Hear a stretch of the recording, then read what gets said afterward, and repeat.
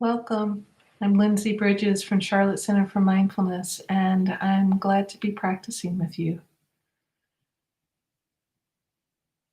There is a teaching instruction that's often shared that's very, very useful. Small moments, many times. We need our formal practice to give our nervous systems enough of a rest to be able to reset. And out of that longer formal practice, we also need these little moments throughout our day that give us another sense of regrounding. And they can be really short and sweet and very, very helpful. And the stronger we make our practice, the more these little moments begin to grow. I had one of these moments today when I was eating my breakfast. It was very sweet. Taking a bite of oatmeal and chewing it mindfully. Suddenly, I got a taste of the walnut that was in my oatmeal.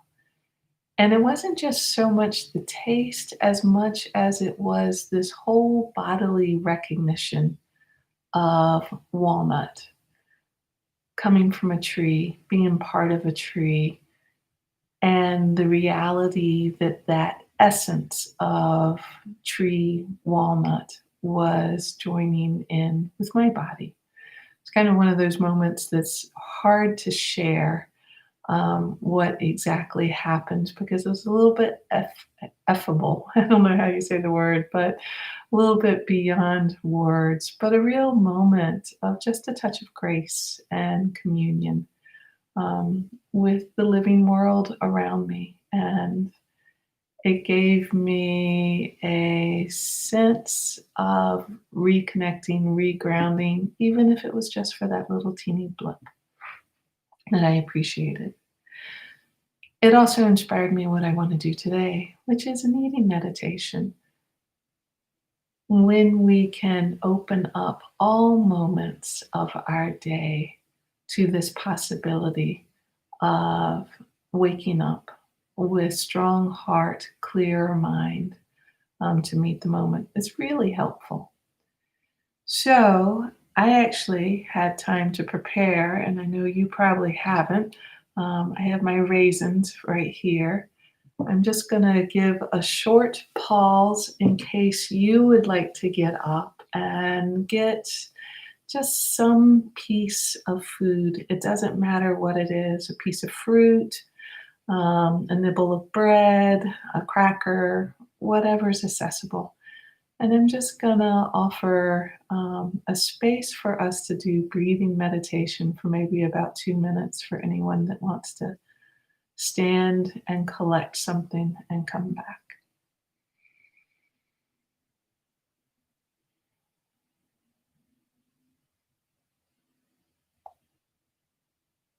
So if you're still sitting here with me, finding the breath, offering maybe 2 or 3 nice, deep in and out breaths.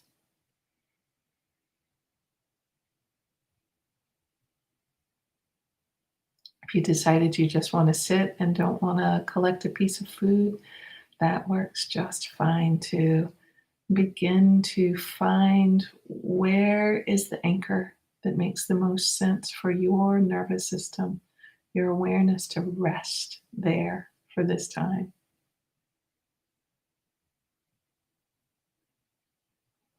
If you want to share a short eating meditation with me, I invite you to pick up whatever small bite of food you might have. Begin by really looking at it. If it's something like a raisin, I actually see raisins every day. They go on my oatmeal. It's very easy to stop seeing raisins, and it just becomes this handful that gets flung on the oatmeal. So, what does it take to re see whatever piece of food you have? It's as if you've never seen it before. Without getting deeply analytical, open up your awareness to where this piece of food came from, to the people that were involved in getting this piece of food to you,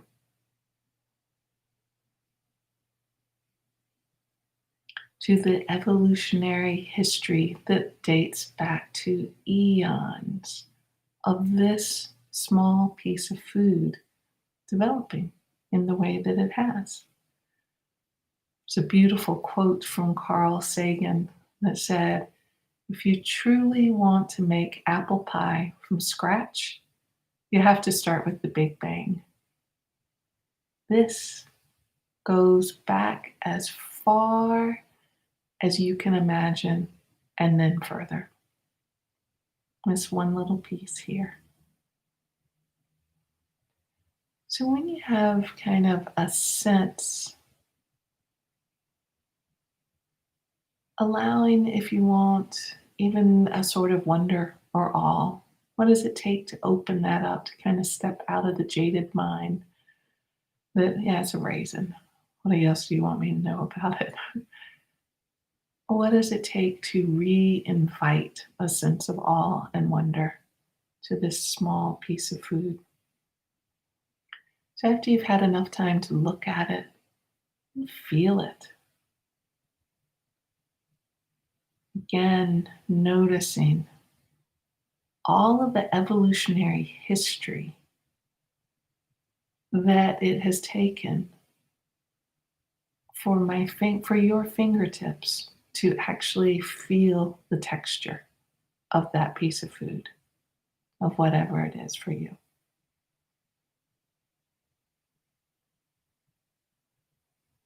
That we know how to make some sense out of what we're feeling. It's infinitely complex. And yet we glide past that over and over and over. Take a moment to recognize that infinite complexity, just being able to feel and make some sense out of what this is. If it's a piece of fruit, can you sense the water in it? Raisins, if you've done this exercise with me before, you know what I had a class member share with me. California raisins are primarily irrigated, according to this class member, with water that is snow melt from the Canadian Rockies. So when I'm feeling that little bit of softness in this raisin, that is Canadian Rocky snow melt right here in my fingers. Smell it. What happens when you smell? For me, I notice instant salivation. There is a physical relationship going on between me and the raisin. It's right here.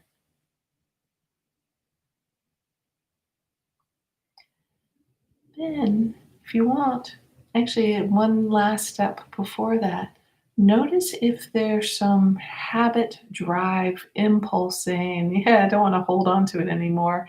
I want to eat it. You may have already popped several raisins and you're on your fourth or your fifth. You wouldn't be alone in that. It's interesting when we slow down with eating how often people find that there's an automatic pilot to shove mindlessly food into the body. And to not do that actually brings up a sense of discomfort, a sense of unease. So, mindfulness, again, is not about creating all perfect conditions. It is about finding ease right in the midst of life as it is. And sometimes that's fiery. Sometimes that's not. There's not an ease here. What is it like if you're having that impulse? And you might even be saying, come on, get on with it, eat the raisin. If any of that kind of impulse is coming up for you, what's it like to just pause for a moment, feel into it, acknowledge it? Breathe in, breathe out with it. And then be conscious. See if you can keep conscious attention to taking the raisin and putting it in your mouth and eating it. So I left out a step, put it in your mouth and don't bite. If you have a piece of bread, it's probably going to go automatically soggy. What's it like to stay with the sensation just as it is? If it's a raisin, again, notice whatever impulse there might be and begin to feel and taste its texture.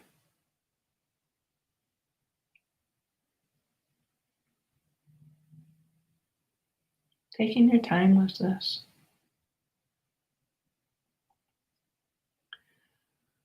Noticing what's happening in your body as you hold a piece of food in your mouth. Anything from impatience to curiosity to pleasure to discomfort, anything's welcome. The mindful part of it is, can you acknowledge just exactly what's here? With a lot of heart, compassion if it's challenging, and a willingness to see. And whatever piece of food you have, I invite you to very slowly, like maybe even just take one bite. Notice what happens with that for you. For me, I get like this burst of flavor.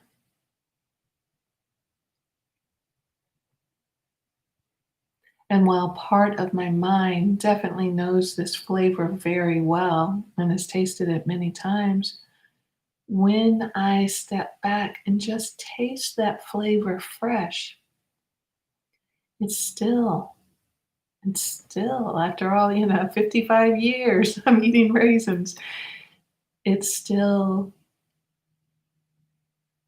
interesting and new and fresh. There's still mystery here in it. What's it like to very slowly eat? Feel the texture chewing between your teeth. How often do you notice that you're biting food all the time and we only very rarely bite our tongues? That our tongues have like this internal intelligence that knows how to stay away from being chomped by the teeth. So just feel how the tongue does its thing to support eating. And then, your own rate, your own pace, swallowing.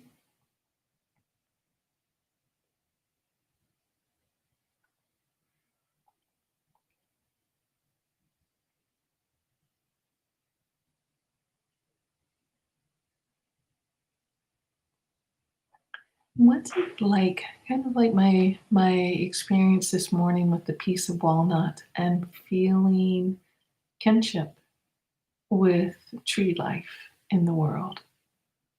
What's it like to acknowledge this interbeing, the raisin literally, physically, not metaphorically, becoming a part of you? Each breath in, each breath out, there is this sharing of life with everything.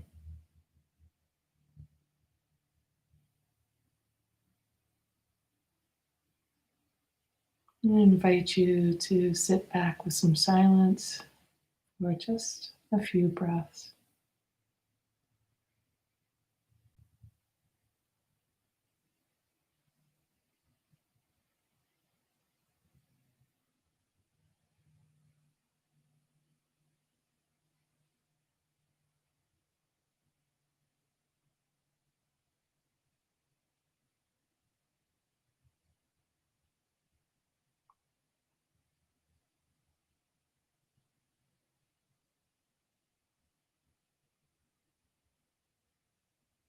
There is a meal gatha that I wish I had thought to print out before this, but I didn't.